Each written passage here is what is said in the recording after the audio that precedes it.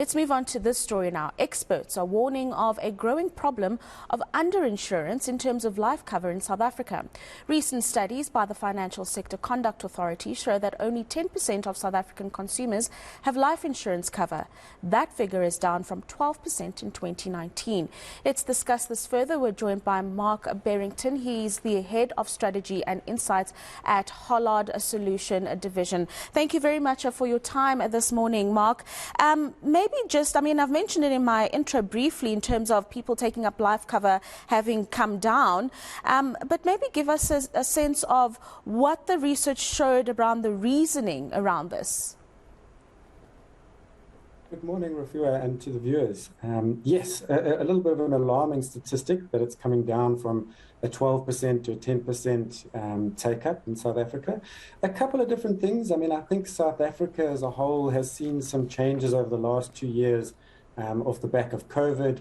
The likes of affordability is a question, but also people almost looking for better options out there in the market about what it is that they need in order to allow for them to build resilience and ultimately making the right decisions about insurance. So two things that are interesting based on the stat that you and I have just discussed is that over 50% of South Africans are aware of life insurance products that exist out there, and over 50% again of them have had very good experiences when it comes to life insurance. So one wonders then why, so apart from the affordability or looking for better products, that resistance of taking life insurance up, and whether it's something that can be changed in any way.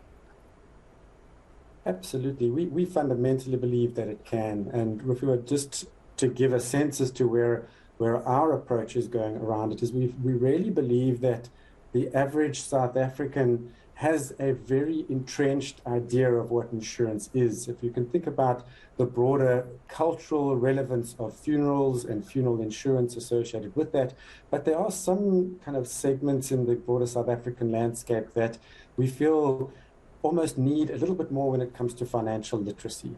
So the idea of educating people about broader financial services related things, budgeting, how to do those, but then also the importance of formal financial constructs, the likes of insurance. So a big element around financial literacy.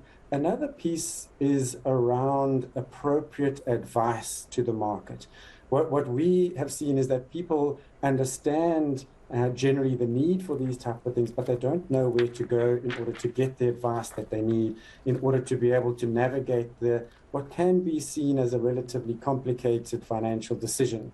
So a big part of the shift that we are seeing in South Africa is people looking for that. And one of the things that we're championing at the moment is about unlocking almost the channel that is the broker or the financial advisor market that can help people go through that journey, help them to make the right decisions for their specific customer needs. On the back of that, also we understand that life insurance can be seen as complex with multiple documents, potentially some blood work that comes along with that, meaning to do the underwriting. And what we're seeing is a shift in the market to make that a lot more seamless, as it were. Take away the complexity, enable the financial advisor from a digital perspective to speed things up for the customer, and ultimately reduce that kind of burden of complexity that's holding back the general user of insurance. Yeah, very, very interesting insights there, Mark Barrington. Thank you very much for your time this morning. That is Mark Barrington, and he's the Head of Strategy and Insights at Hollard Life Solution Division there.